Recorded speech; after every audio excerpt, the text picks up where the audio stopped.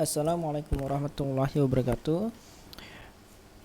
Pada materi kali ini kita akan melanjutkan pada pembahasan materi sebelumnya, di mana pada materi part 2 itu kita membahas bagaimana cara mengamankan router dari akses ilegal dengan cara pemberian username dan password pada saat akses ke mikrotik. Oke, kalau teman-teman lihat di sini bagian sistem user. Ini saya masuk ke user 3 ya. User 3-nya saya close dulu aja, sama ke user 1 yang full admin. Bagi teman-teman yang belum nonton video part 2 nya, silakan alangkah baiknya teman-teman mulai dari part 1 ya, kalau untuk yang pemula. Jadi nanti teman-teman bisa ngerunut untuk pembelajarannya. Jadi jujur di sini videonya saya nggak edit, jadi rekam terus langsung diupload aja gitu di YouTube.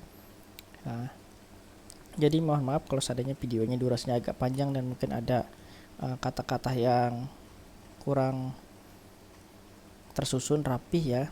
Jadi mohon dinikmatin aja karena ini sekedar sharing aja ya, bukan kelas online. Baik, pada materi sebelumnya itu kita udah buat kayak gini ya.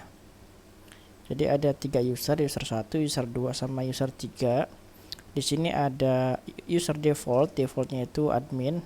Jadi best practice untuk user ini, kalau kita udah buat yang full ini kita hapus aja. Kita hapus, kita delete.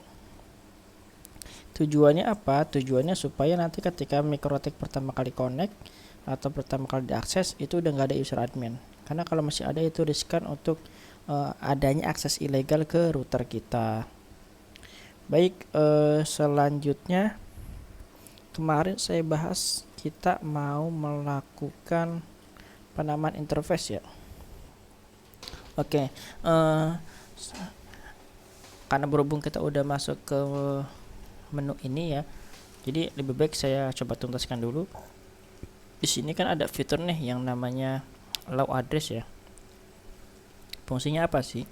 Jadi allow address ini berfungsi untuk memastikan IP yang login ke perangkat ini itu tuh IP yang diizinkan. Oke, sebagai contoh gini aja biar teman-teman agak paham ya. Jadi kalau seandainya kita masuk, contoh saya masuk pakai user 3 aja deh. Saya masuk pakai user 3 di sini. Nah, ini kan saya bisa connect nih. Ya kan, dengan IP saya berapa? Kita cek IP saya itu IP config.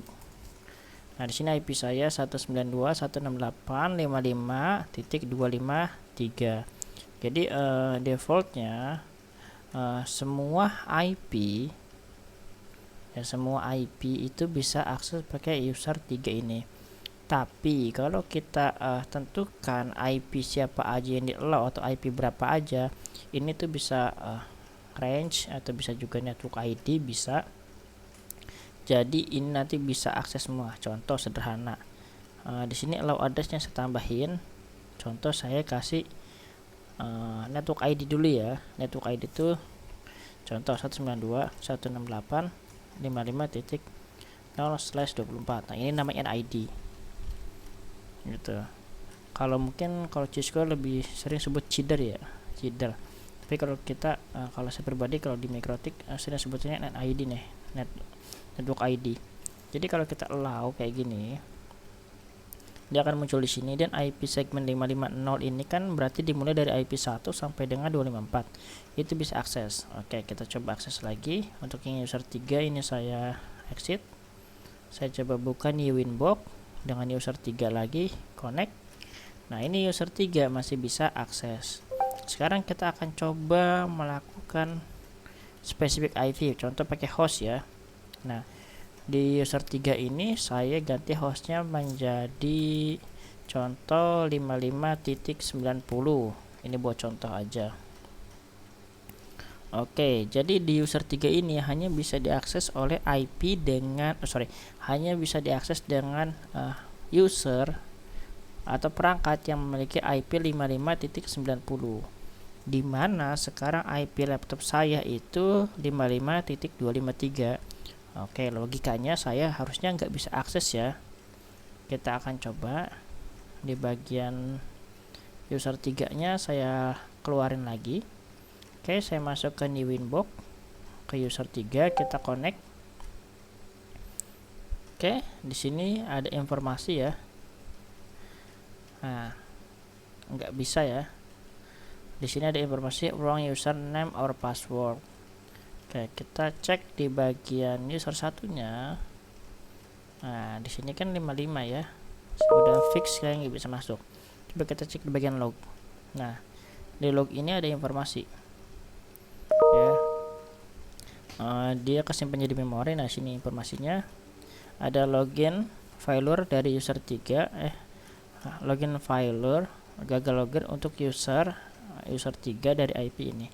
Kenapa dia fail login? Ya karena kondisinya di user 3 itu hanya diizinkan IP 55.90. Selain IP itu nggak bisa gitu. Contoh, saya kasih IP yang punya saya deh, 253 ya. Apply, oke. Kita coba, ini kan IP saya. Kita coba login lagi. Nah, sekarang udah bisa. Kita cek di lognya bagian user 1. Lognya, nah di sini ada user 3 diceng by user 1. Tadi kan saya pakai user 1 tuh masuknya tuh. Saya ngeceng apa yang saya ceng, apa yang saya ubah. Itu yang saya ubah itu tadi di bagian low IP-nya. Nah, terus saya akhirnya bisa login menggunakan IP 55253. Oke. Jadi fungsinya low address ini teman-teman udah paham ya. Jadi dengan low address ini kita bisa memastikan IP mana aja yang bisa masuk atau connect menggunakan user tersebut. By defaultnya low addressnya itu general, jadi semua IP bisa masuk atau bisa connect. Oke, selanjutnya kita akan bahas terkait port ya. Jadi ini udah kita akses usernya, udah kita tambahin, kita udah kasih low address juga. Mungkin di materi selanjutnya aja ya, ini saya potong aja videonya. Jadi kita lanjut ke part 4. Di part 4 itu kita akan bahas double autentikasi. Jadi selain kita aksesnya via IP dan low address, kita juga bisa memaksimalkan port.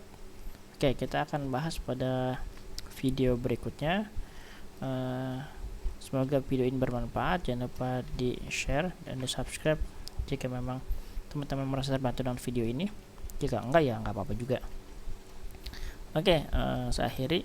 Wassalamualaikum warahmatullahi wabarakatuh. Sampai berjumpa pada video selanjutnya.